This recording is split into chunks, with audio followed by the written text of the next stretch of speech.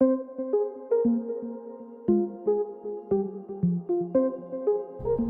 Asari were the first species to discover the Citadel. When the Solarians arrived, it was the Asari who proposed the establishment of the Citadel Council to maintain peace throughout the galaxy. Since then, the Asari have served as the mediators and centrists of the Council. An all-female race, the Asari reproduce through a form of parthenogenesis.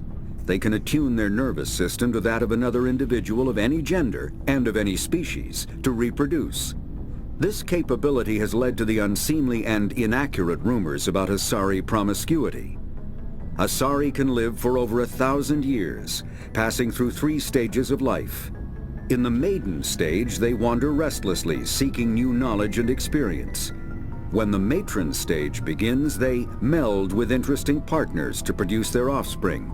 This ends when they reach the matriarch stage, where they assume the roles of leaders and counselors.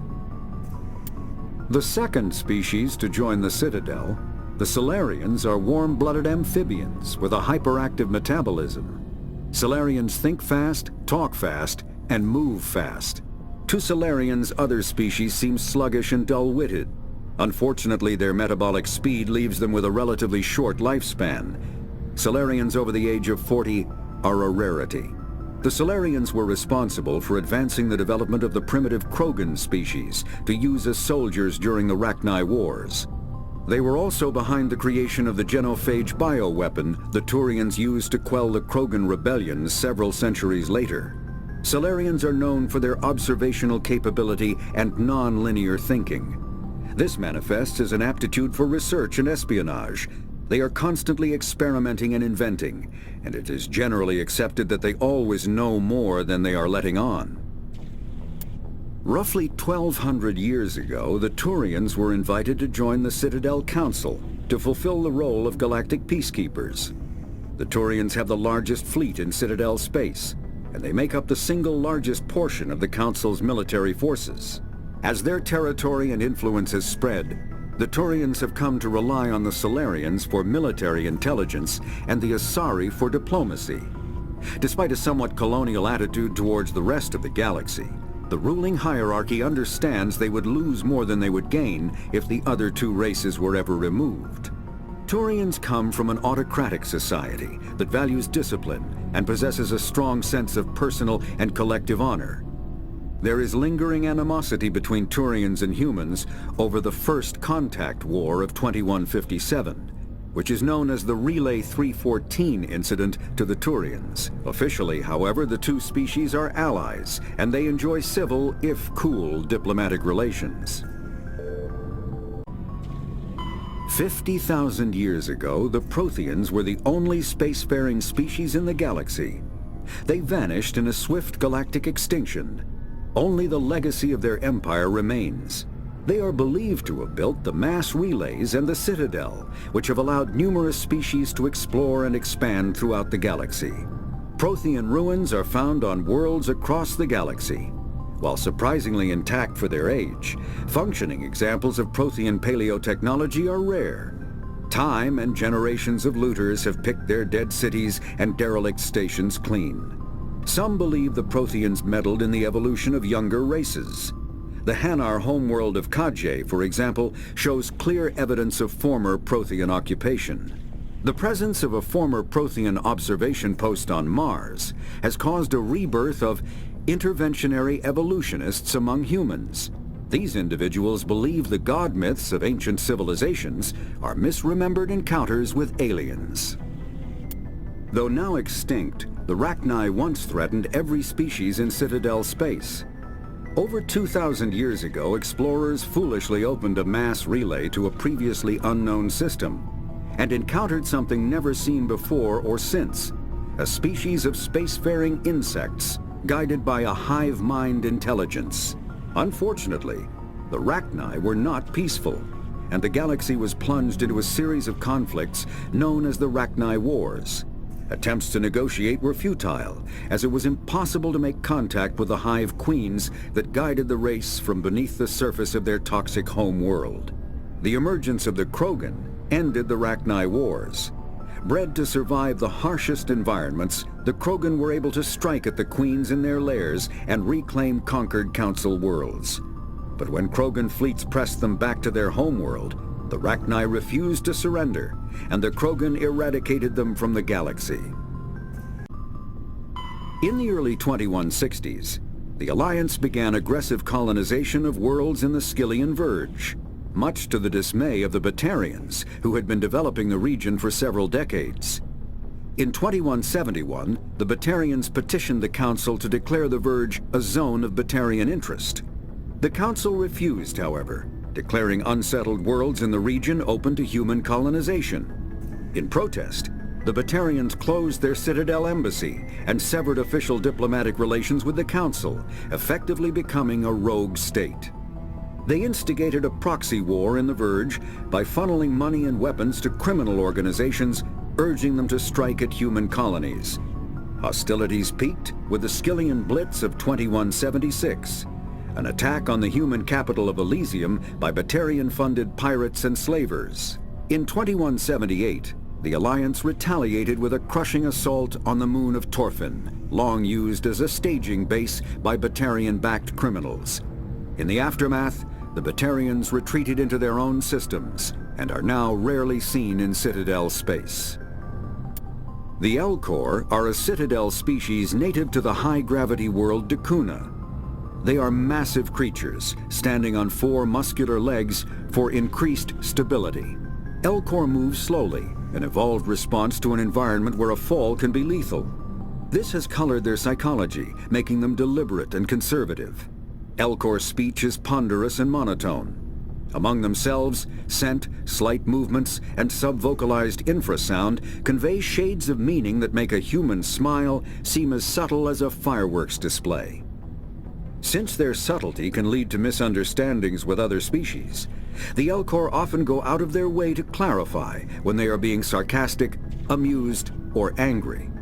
Dakuna's high gravity impedes mountain formation. Most of the world consists of flat, open plains, which prehistoric Elcor wandered across in small family bands. Modern Elcor still prefer open sky, and can become restless and uncomfortable on long starship journeys. The Geth are a humanoid race of networked AIs. They were created by the Quarians 300 years ago as tools of labor and war. When the Geth showed signs of self-evolution, the Quarians attempted to exterminate them. The Geth won the resulting war. This example has led to legal, systematic repression of artificial intelligences in galactic society. The Geth possess a unique distributed intelligence. An individual has rudimentary animal instincts, but as their numbers and proximity increase, the apparent intelligence of each individual improves. In groups, they can reason, analyze situations, and use tactics, as well as any organic race. Geth space is located at the trailing end of the Perseus Arm, beyond the lawless Terminus systems. The Perseus Veil, an obscuring dark nebula of opaque gas and dust, lies between their space and the Terminus systems. The Hanar are a Citadel species known for excessive politeness. They speak with scrupulous precision and take offense at improper language. Hanar that expect to deal with other species take special courses to help them unlearn their tendency to take offense at improper speech. All Hanar have 2 names. The face name is known to the world. The soul name is kept for use among close friends and relations. Hanar never refer to themselves in the first person in conversation with someone they know on a face name basis. To do so is considered egotistical, so instead they refer to themselves as this one, or the impersonal it. Their homeworld, Kaje, has 90% ocean cover and orbits an energetic white star, resulting in a permanent blanket of cloud. Due to the presence of Prothean ruins on the world, many Hanar worship them, and Hanar myths often speak of an elder race that civilized them by teaching them language. When the Asari discovered the Citadel, they also discovered the Keepers, a docile, multi-limbed insect race that seemingly exists only to maintain and repair the Great Prothean Station. Early attempts to communicate with or study the Keepers were failures, and it is now illegal to interfere with or impede keeper activity. Because they are completely non-threatening, keepers have become virtually invisible to everyone else. Similarly, they seem indifferent to other species, except for their tendency to help new arrivals integrate themselves into the Citadel. No matter how many keepers die due to old age, violence, or accident, they maintain a constant number. No one has discovered the source of new keepers, but some hypothesize they are genetic constructs, biological androids created somewhere deep in the inaccessible core of the Citadel itself. The Krogan evolved in a hostile and vicious environment. Until the invention of gunpowder weapons, eaten by predators was still the #1 cause of Krogan fatalities. Afterwards, it was death by gunshot. When the Solarians discovered them, the Krogan were a brutal, primitive species, struggling to survive a self-inflicted nuclear winter. The Solarians culturally uplifted them, teaching them to use and build modern technology, so they could serve as soldiers in the Rachni War. Liberated from the harsh conditions of their homeworld, the quick-breeding Krogan experienced an unprecedented population explosion. They began to colonize nearby worlds, even though these worlds were already inhabited. The Krogan rebellions lasted nearly a century, only ending when the Turians unleashed the Genophage, a Solarian-developed bioweapon that crushed all Krogan resistance. The Genophage makes only 1 in 1,000 pregnancies viable, and today the Krogan are a slowly dying breed. Understandably, the Krogan harbor a grudge against all other species, especially the Turians. Driven from their home system by the Geth nearly 3 centuries ago, most Quarians now live aboard the Migrant Fleet, a flotilla of 50,000 vessels ranging in size from passenger shuttles to mobile space stations. Home to 17 million Quarians, the flotilla understandably has scarce resources. Because of this, each Quarian must go on a rite of passage known as the pilgrimage when they come of age. They leave the fleet and only return once they have found something of value they can bring back to their people. Other species tend to look down on the Quarians for creating the Geth and for the negative impact their fleet has when it enters a system. This has led to many myths and rumors about the Quarians, including the belief that underneath their clothes and breathing masks, they are actually cybernetic creatures, a combination of organic and synthetic parts. The Volus are a member species of the Citadel with their own embassy, but they are also a client race of the Turians. Centuries ago, they were voluntarily absorbed into the hierarchy, effectively trading their mercantile prowess for Turian military protection. Erun, their homeworld, lies far beyond the normal life zone of its star. However, the world has a high-pressure greenhouse atmosphere that traps enough heat to support an ammonia-based biochemistry. As a result, the Volus must wear pressure suits and breathers when dealing with other species, as conventional nitrogen-oxygen air mixtures are poisonous to them, and in the low-pressure atmospheres tolerable to most species, their flesh will actually split open. Volus culture is tribal, bartering lands and even people to gain status. This culture of exchange inclines them to economic pursuits. It was the Volus who authored the Unified Banking Act, and they continue to monitor and balance the Citadel economy. After the Geth secure a location, they round up and impale dead and living bodies on mechanical spikes. The spikes rapidly transform these victims into withered husks, extracting water and trace minerals, and replacing them with cybernetics. The cybernetics reanimate the lifeless flesh and tissue, transforming the bodies into mindless killing machines. Some Alliance soldiers refer to the husk-generating spikes as dragon's teeth, a reference to the mythological berserkers who sprang up from the earth wherever the teeth of the dragon Eris were planted. Dragon's teeth and husks bear little resemblance to other pieces of Geth technology. No one is sure why a synthetic race would bother to drain the minuscule amount of recoverable resources from organic corpses, though the value of reusing them as shock troops is obvious. Thresher moths are subterranean carnivores that spend their entire lives eating, or searching for something to eat. Threshers reproduce via spores that can lie dormant for millennia. yet are robust enough to survive prolonged periods in deep space and atmospheric re-entry. As a result, thresher spores appear on many worlds, spread by previous generations of space travelers. The body of a thresher never entirely leaves the ground. Only the head and tentacles erupt from the Earth to attack. In addition to physical attacks, threshers have the ability to project toxic chemicals and emit bursts of infrasound as a shockwave weapon. The Alliance first encountered threshers on the colony of Akuz in 2177. After contact was lost with the Pioneer team, Marine units were deployed to investigate. The shore parties were set upon by hungry threshers, and nearly the entire assault force was killed. Alliance forces recommend engaging threshers with vehicle-mounted heavy weapons. Varren are omnivores with a preference for living prey. Originally native to the Krogan homeworld of Tuchanka, they are, like most life from Tuchanka, savage, clannish, and consummate survivors. They are pack hunters when vulnerable prey is readily available, and become scavengers when outnumbered or outclassed. Their supreme adaptability, vicious demeanor, and rapid breeding cycle have made them ubiquitous and dangerous pests on many worlds. Virtually everywhere the Krogan have been, Varren infestations have followed, wreaking havoc with the native ecology.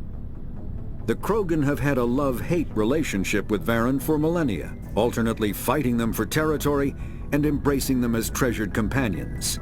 To this day, Krogan raise them as beasts of war. One of the common subgenus of Varren has metallic silver scales, leading to the rather unusual nickname, fish dogs. The Citadel is an ancient deep space station, presumably constructed by the Protheans. Since the Prothean extinction, numerous species have come to call the Citadel home. It serves as the political, cultural, and financial capital of the galactic community. To represent their interests, most species maintain embassies on the Presidium, the Citadel's inner ring. The Citadel Tower in the center of the Presidium holds the Citadel Council Chambers. Council affairs often have far-reaching effects on the rest of the galactic community. 5 arms, known as the Wards, extend from the Presidium. Their inner surfaces have been built into cities, populated by millions of inhabitants from across the galaxy. The Citadel is virtually indestructible. If attacked, the station can close its arms to form a solid, impregnable shell. For as long as the station has existed, an enigmatic race called the Keepers has maintained it. The Council is an executive committee composed of representatives from the Asari Republics, the Turian Hierarchy, and the Solarian Union. Though they have no official power over the independent governments of other species, the Council's decisions carry great weight throughout the galaxy. No single Council race is strong enough to defy the other two, and all have a vested interest in compromise and cooperation. Each of the Council species has general characteristics associated with the various aspects of governing the galaxy. The Asari are typically seen as diplomats and mediators. The Solarians gather intelligence and information. The Turians provide the bulk of the military and peacekeeping forces.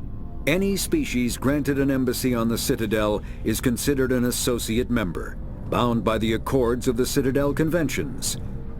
Associate members may bring issues to the attention of the Council, though they have no input on the decision. The Human Systems Alliance became an associate member of the Citadel in 2165.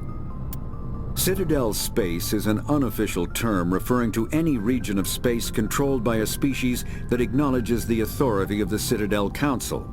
At first glance, it appears this territory encompasses most of the galaxy. In reality, however, less than 1% of the stars have been explored.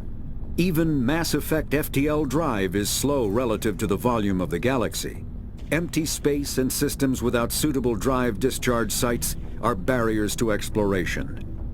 Only the mass relays allow ships to jump hundreds of light years in an instant, the key to expanding across an otherwise impassable galaxy.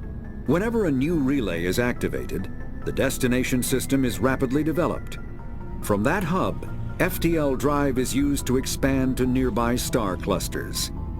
The result is a number of densely developed clusters, thinly spread across the vast expanse of space, connected by the mass relay network. Spectres are agents from the Office of Special Tactics and Reconnaissance and answer only to the Citadel Council. They are elite military operatives, granted the authority to deal with threats to peace and stability in whatever way they deem necessary. They operate independently or in groups of 2 or 3. Some are empathetic peacekeepers, resolving disputes through diplomacy. Others are cold-blooded assassins, ruthlessly dispatching problem individuals. All get the job done one way or another, often operating outside the bounds of galactic law. The Spectres were founded after the Solarians joined the Council. For many years they operated in secrecy as backroom problem solvers. Only after the Krogan rebellions did their activities become publicized. Assignment of a Spectre is less contentious than a military deployment, but makes it clear that the Council is concerned about a situation. Humanity's first contact with an alien race occurred in 2157. At that time, the Alliance allowed survey fleets to activate any dormant mass relays discovered, a practice considered dangerous and irresponsible by Council-aligned races. When a Turian patrol discovered a human fleet attempting to activate a relay, they attacked. One human vessel survived, retreating to the colony of Shanxi. The Turians followed, quickly defeating the local forces. Shanxi was occupied, the first and to date only human world to be conquered by an alien species. The Turians believed the handful of ships they defeated represented the bulk of human defenses, so they were unprepared when the Second Fleet, under Admiral Castany Drescher, launched a strong counteroffensive, evicting them from Shanxi. The Turians mobilized for full-scale war, drawing the attention of the rest of the galaxy. The Council quickly intervened, forcing a truce. Fortunately for humanity, the First Contact War was ended with a diplomatic solution. The Systems Alliance is an independent supranational government representing the interests of humanity as a whole.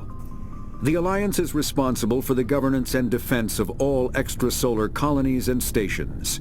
The Alliance grew out of the various national space programs as a matter of practicality. Sol's planets had been explored and exploited through piecemeal national efforts. The expense of colonizing entire new solar systems could not be met by any one country.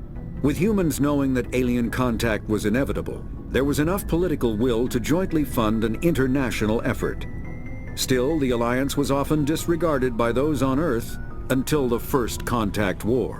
While the national governments dithered and bickered over who should lead the effort to liberate Shanxi, the Alliance fleet struck decisively.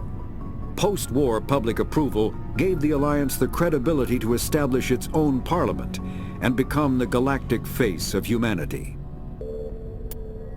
Pharos is a habitable world in the Attican Beta Cluster. 2/3 of the habitable surface is covered with the ruins of a crumbling Prothean megatropolis.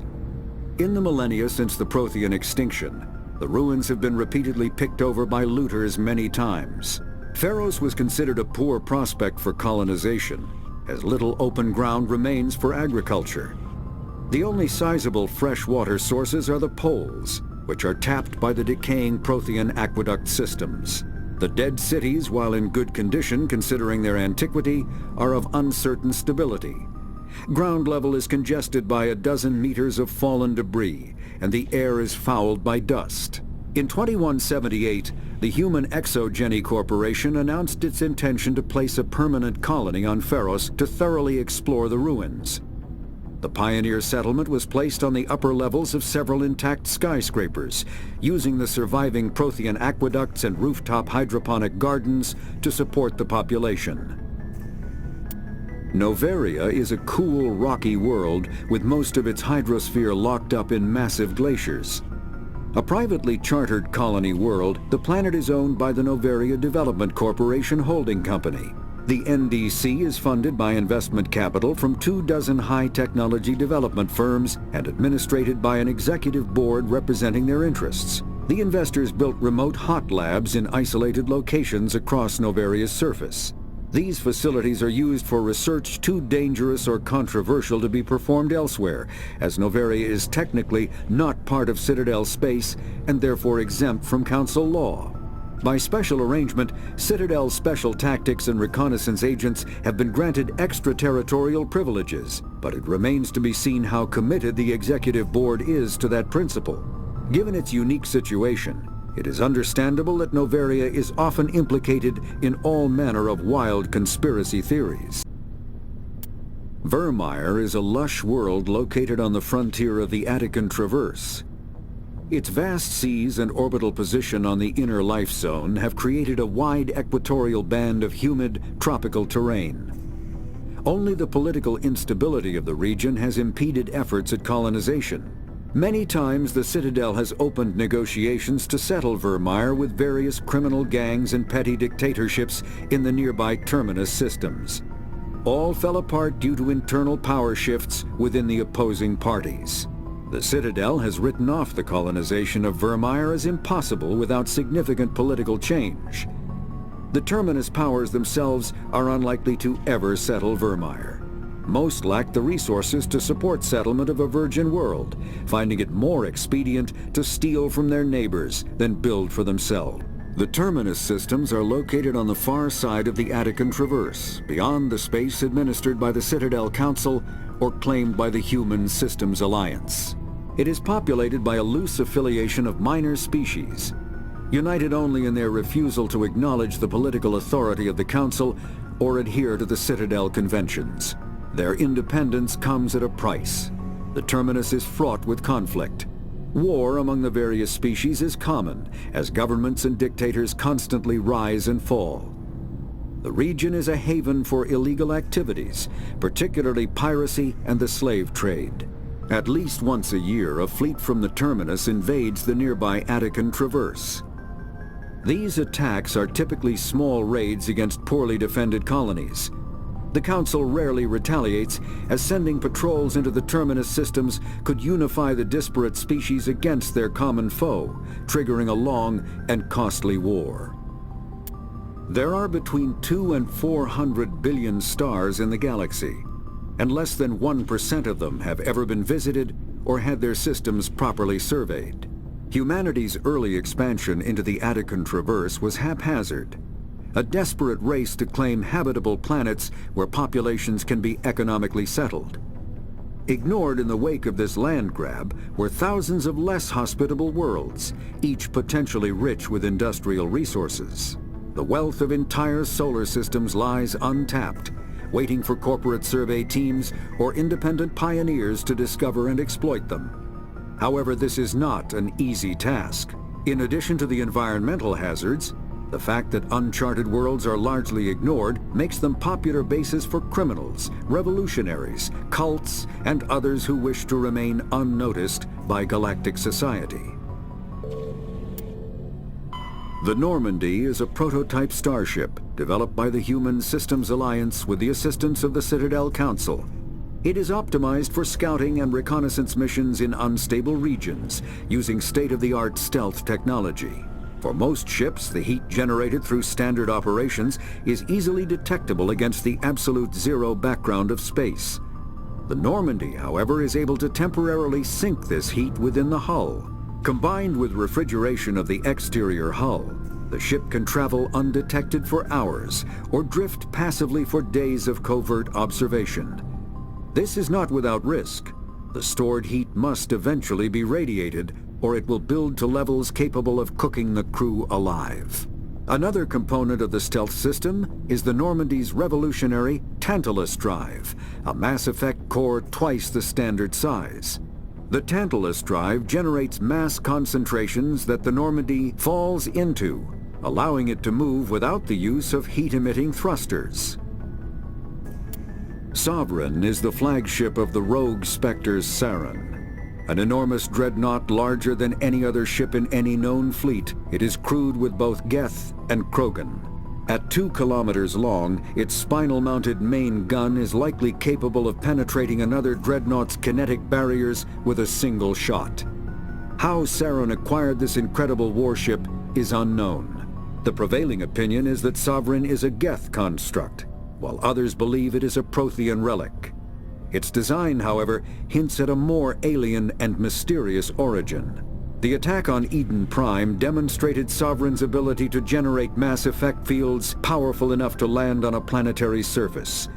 This implies it has a massive Element Zero core and the ability to generate staggering amounts of power. Ship mobility dominates space combat. The primary objective is to align the mass accelerator along the bow with the opposing vessel's broadside. Battles typically play out as artillery duels, fought at ranges measured in thousands of kilometers, though assaults through defended mass relays often occur at knife fight ranges, as close as a few dozen kilometers. Most ship-to-ship engagements are skirmishes between patrol vessels of cruiser weight and below, with dreadnoughts and carriers only deployed in full-scale fleet actions. Battles in open space are short and often inconclusive, as the weaker opponent typically disengages. Once a ship enters FTL flight, the combat is effectively over. There are no sensors capable of tracking them or weapons capable of damaging them. The only way to guarantee an enemy will stand and fight is to attack a location they have a vested interest in, such as a settled world or a strategically important mass relay. The Mako infantry fighting vehicle was designed for the System Alliance's frigates.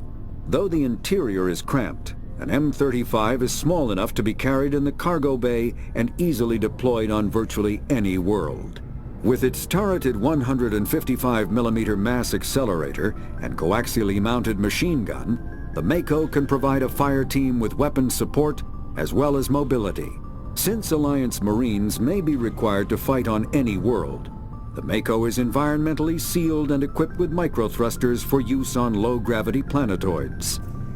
The Mako is powered by a sealed hydrogen-oxygen fuel cell and includes a small Element Zero core. While not large enough to nullify the vehicle's mass, the core can reduce it enough to be safely airdropped. When used in conjunction with thrusters, it also allows the Mako to extricate itself from difficult terrain. Biotics is the ability of rare individuals to manipulate dark energy and create mass effect fields through the use of electrical impulses from the brain. Intense training and surgically implanted amplifiers are necessary for a biotic to produce mass effect fields powerful enough for practical use. The relative strength of biotic abilities varies greatly among species and with each individual. There are three branches of biotics. Telekinesis uses mass-lowering fields to levitate or impel objects. Mass-raising kinetic fields are used to block or pin objects. Spatial distortion uses rapidly shifting mass fields to shred objects. Most organic species are capable of developing biotic abilities, though there are risks involved. Biotics are the result of an in utero exposure to Element Zero. This usually causes fatal cancers in the victim, but in rare cases, it coalesces into nodules within the fetus's developing nervous system. An artificial intelligence is a self-aware computing system capable of learning and independent decision-making. Creation of a conscious AI requires adaptive code, a slow, expensive education, and a specialized quantum computer called a blue box. An AI cannot be transmitted across a communication channel or computer network. Without its blue box, an AI is no more than data files. Loading these files into a new blue box will create a new personality, as variations in the quantum hardware and runtime results create unpredictable variations. The Geth serve as a cautionary tale against the dangers of rogue AI, and in Citadel space they are technically illegal. Advocacy groups argue, however, that an AI is a living, conscious entity, deserving the same rights as organics. They argue that continued use of the term artificial is institutionalized racism on the part of organic life. The term synthetic is considered the politically correct alternative. A virtual intelligence is an advanced form of user interface software. VIs use a variety of methods to simulate natural conversation, including an audio interface, and an avatar personality to interact with. Although a VI can provide a convincing emulation of sentience, they are not self-aware, nor can they learn or take independent action. VIs are used as operating systems on commercial and home computers. Minimal VI agents are also available. Agents are compact and specialized. Some serve as personal secretaries, filtering calls and scheduling meetings based on user-defined priorities. Others are advanced search engines, propagating themselves across the extranet to collate user-requested data. Commercial VIs in a variety of stock personalities are available at any software retailer. Boutique firms and hobbyists also build unique VIs to personal specification. Although software emulation of living personalities is illegal, reconstructions of famous historical figures are common. When subjected to an electrical current, the rare material dubbed Element Zero, or EZO, emits a dark energy field that raises or lowers the mass of all objects within it. This mass effect is used in countless ways, from generating artificial gravity to manufacturing high-strength construction materials. It is most prominently used to enable faster-than-light space travel. EZO is generated when solid matter, such as a planet, is affected by the energy of a star going supernova. The material is common in the asteroid debris that orbits neutron stars and pulsars. These are dangerous places to mine, requiring extensive use of robotics, telepresence, and shielding to survive the incredible radiation from the dead star. Only a few major corporations can afford the setup costs required to work these primary sources. Humanity discovered refined Element Zero at the Prothean Research Station on Mars, allowing them to create mass effect fields and develop FTL travel. Element Zero can increase or decrease the mass of a volume of space-time when subjected to an electrical current. With a positive current, mass is increased. With a negative current, mass is decreased. The stronger the current, the greater the magnitude of the dark energy mass effect. In space, low-mass fields allow FTL travel and inexpensive surface-to-orbit transit. High-mass fields create artificial gravity and push space debris away from vessels.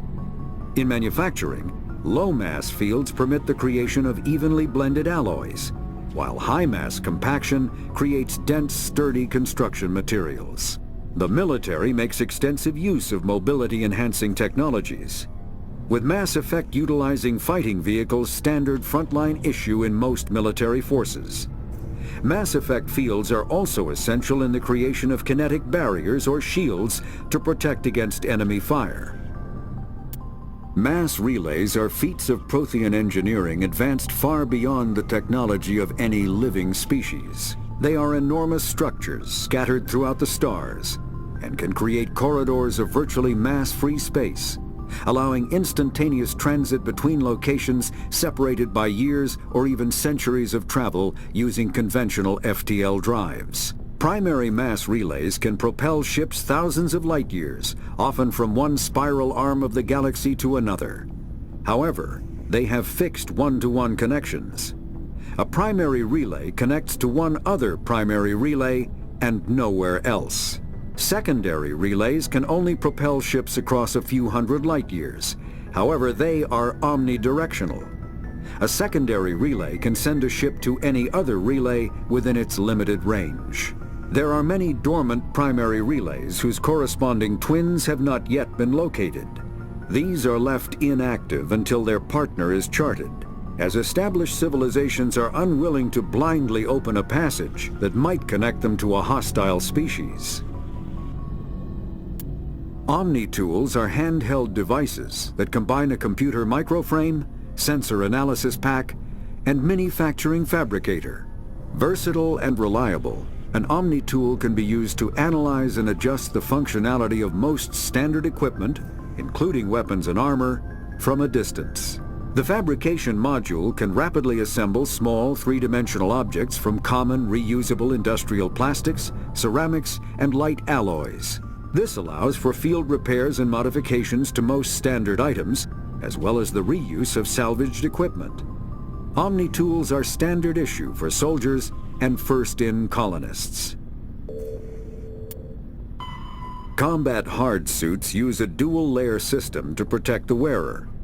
The inner layer consists of fabric armor with kinetic padding. Areas that don't need to be flexible, such as the chest or shins, are reinforced with sheets of lightweight, ablative ceramic. The outer layer consists of automatically generated kinetic barriers. Objects traveling above a certain speed will trigger the barrier's reflex system and be deflected, provided there is enough energy left in the shield's power cell. Armored hard suits are sealable to protect the wearer from extremes of temperature and atmosphere. Standard equipment includes an onboard mini-frame and a communications, navigation, and sensing suite. The mini-frame is designed to accept and display data from a weapon's smart targeting system to make it easier to locate and eliminate enemies. Kinetic barriers, more commonly called shields, provide protection against most mass accelerator weapons.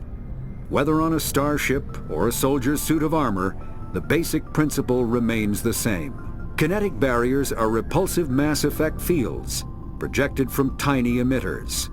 These shields safely deflect small objects traveling at rapid velocities. This affords protection from bullets and other dangerous projectiles, but still allows the user to sit down without knocking away their chair. The shielding afforded by kinetic barriers does not protect against extremes of temperature, toxins, or radiation. A mass accelerator propels a solid metal slug using precisely controlled electromagnetic attraction and repulsion. The slug is designed to squash or shatter on impact, increasing the energy it transfers to the target. If this were not the case, it would simply punch a hole right through, doing minimal damage. Accelerator design was revolutionized by Element Zero. A slug lightened by a mass effect field can be accelerated to greater speeds, permitting projectile velocities that were previously unattainable. If accelerated to a high enough velocity, a simple paint chip can impact with the same destructive force as a nuclear weapon.